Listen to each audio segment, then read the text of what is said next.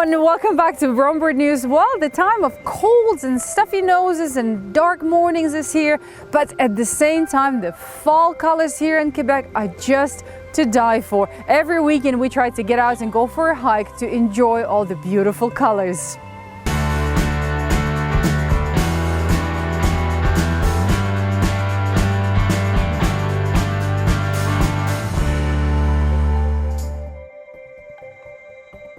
So summer is over, migratory birds are gone, temperatures are dropping, so I have just taken my feeders down, I washed them all and I put up some of the feeders. So I thought I would talk to you about different types of bird seed on this episode and the next couple of episodes. Today I would like to talk about sunflower hearts. According to Cornell, you shouldn't actually use sunflower hearts in tube feeders because that type of seed is out of the shell and it absorbs a lot of moisture, it expands, it also spoils really fast and grows a lot of bacteria that are harmful to birds. So either stay away from sunflower hearts in tube feeders or use them in small quantities, making sure that this kind of seed can be consumed within a day or two before all the harmful bacteria grow. Like here, I have a Squirrel Buster Mini. I know that this will be gone probably in a day and a half because I have a lot of chickadees. You can also mix the sunflower hearts with black oil sunflower seeds like I have here. Again, don't fill your feeder all the way. Watch how fast birds consume this mix of bird seed. And then if you want to fill large feeders and you don't want to refill the feeder often, or if you don't have that much bird traffic, please use just regular black oil sunflower seeds. They are protected. Even if they get wet, they do not spoil as fast as sunflower hearts. So here, this feeder will probably last me a few days. One more seed I want to talk to you about is Niger seed. This feeder I take down in the summer because Niger does not like hot, dry weather. It dries up and then birds simply ignore this feeder, and Niger seed is quite expensive. However, in the fall when the temperatures drop and it becomes a little bit cooler and I guess a little bit more humid and moist, I put the feeder back up. And I know that winter birds like American tree sparrows, juncos, chickadees, American goldfinches, pine siskins, and even red palls will be all over this feeder. With all the studies released about the state of the birds of North America, here's David's report on Canada's birds. This spring, Canada got its 5-year report card on how it's managing its bird populations. The first one, put out since 2012 by the North American Bird Conservation Initiative, shows population changes from 1970 to 2016 for 449 Canadian bird species. Due to lack of data, trends in seabirds remain somewhat of a mystery, but 55 of 58 species that inhabit Canadian waters are of conservation concern or threatened with extinction. Of Canada's 47 shorebird species, 25 are in trouble.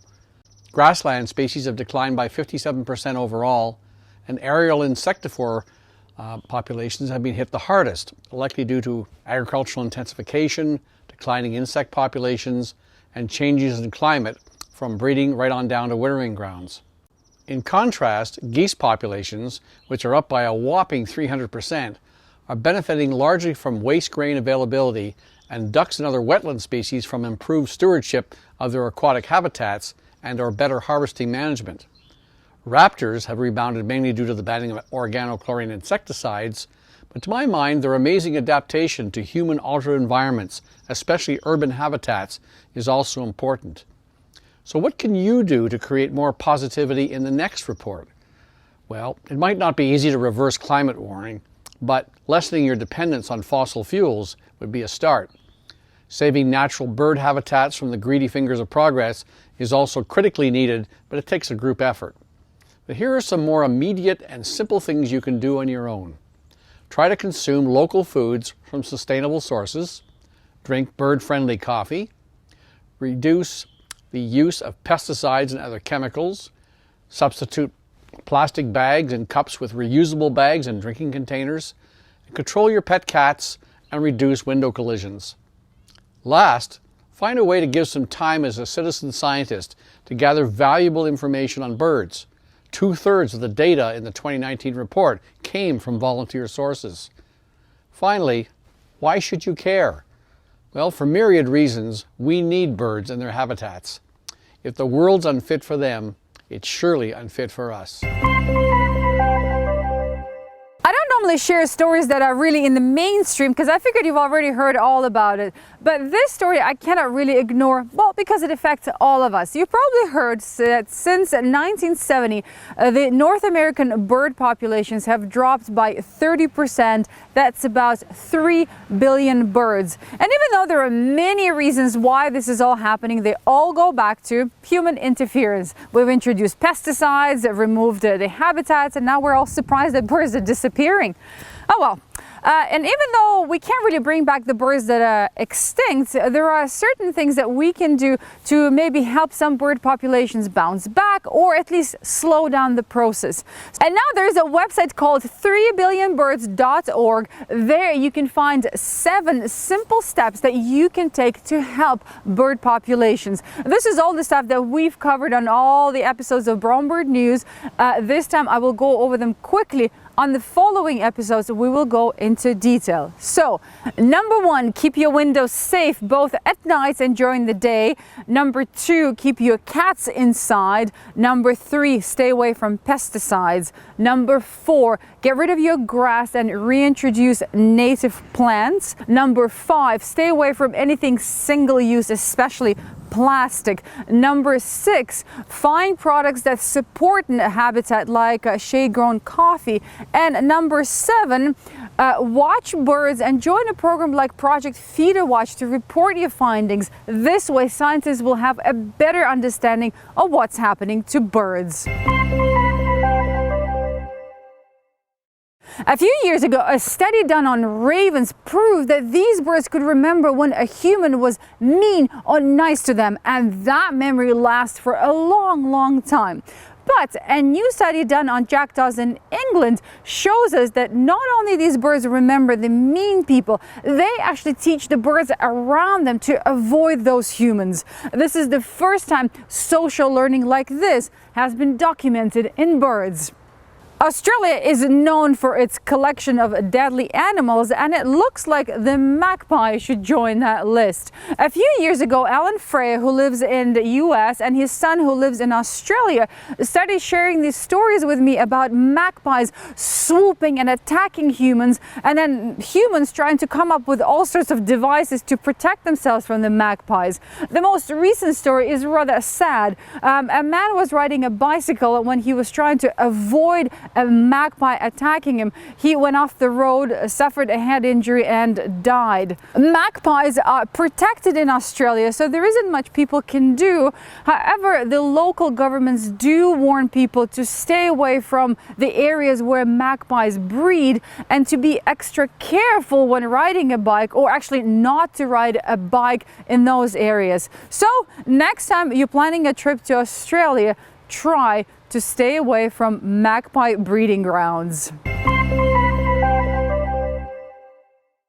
This is not something you hear about very often, a corporation voluntarily investing in ways to help birds and wildlife. In this case, it's the Prince Edward Island Energy Corporation that first worked closely with the Ministry of Environment and the municipal governments to learn about the impact of their wind farms on migratory birds. And then, even though it wasn't really necessary, they invested $500,000 into a specialized radar system that helps them track migratory birds so they know when to stop their turbines and when it's safe to turn them back on. The system, this radar system, is so precise that they can tell how many birds and what size birds are actually flying through their wind farms.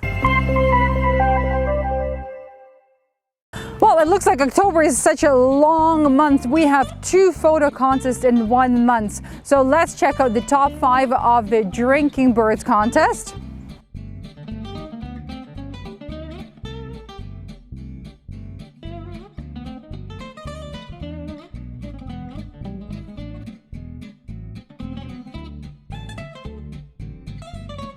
And here are the winners of the Drinking Birds photo contest.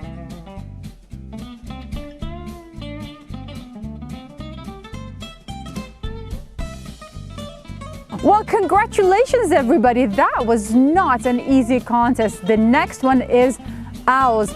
Please don't forget to ID your birds. Good luck everyone.